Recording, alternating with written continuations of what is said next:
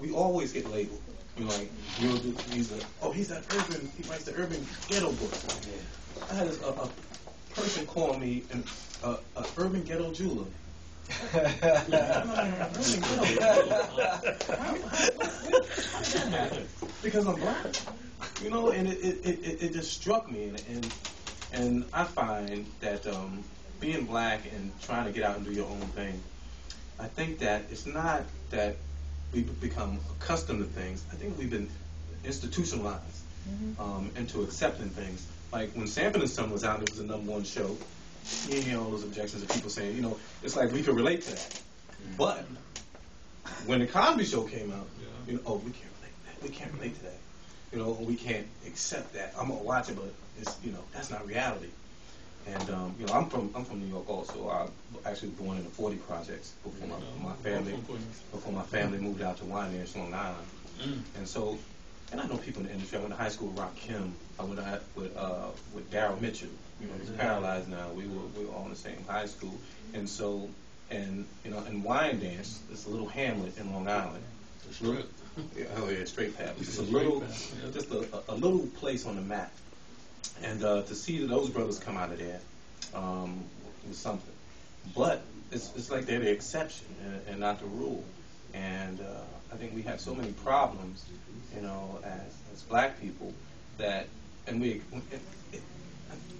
accept it. You know what I mean? And we accept it, and we have no more true leaders to bring these problems and things that we have to light. And for instance, with your books, you know, if your audience is majority female audience, and trying to reach us is that much more difficult, then it would behoove you to write more for them, for the black female audience. Because you're right. I read more political books and you know, and things of that nature, and I see that, you know, with the guys who come into my store. Not that they read that, but like I said, man, when I asked about 12 brothers yesterday and today about you. They're like, what? Then I had one say, wait, let me call my wife. She knows. Yeah. And you know, and to me that's amazing. Yeah, I'm part of the secret society. Yeah. All the women do. They go, oh yeah,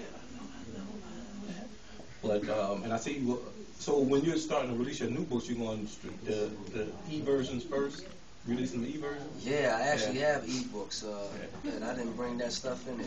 I didn't go. In fact, I think in one of them boxes I can give you guys. I got a book called Corrupted. Yeah, I'm talking all about.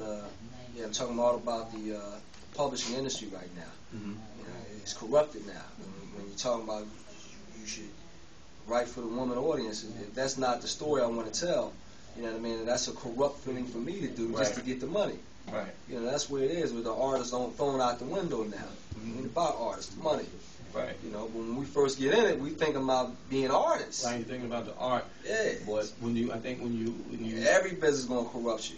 And you're raised in this capitalistic society, where the dollar is ahead of everything. It's ahead of religion. It's ahead of love. It's ahead of everything. Yeah. And it's like there's think no about that cat, Jacob the jeweler. Famous, you know, jewelry man. I know good well a whole lot of them jewels he's making. Like, this is, I wouldn't make this. But if the guy gonna come in here and pay me $1 million for it, and you know good well he probably making jewelry. Like, this is trash. I would never. But the dude gonna pay me $1 million tomorrow. Right. Yeah. You know, that's true. It corrupts everybody. You know, and I remember he was in jail in West Virginia. I think he just got out last year. But he got in trouble with Puffy and them, telling them he was selling them F diamonds, which are flawless, and he was selling them VS diamonds, selling them $500,000 bracelet that's only worth $200,000.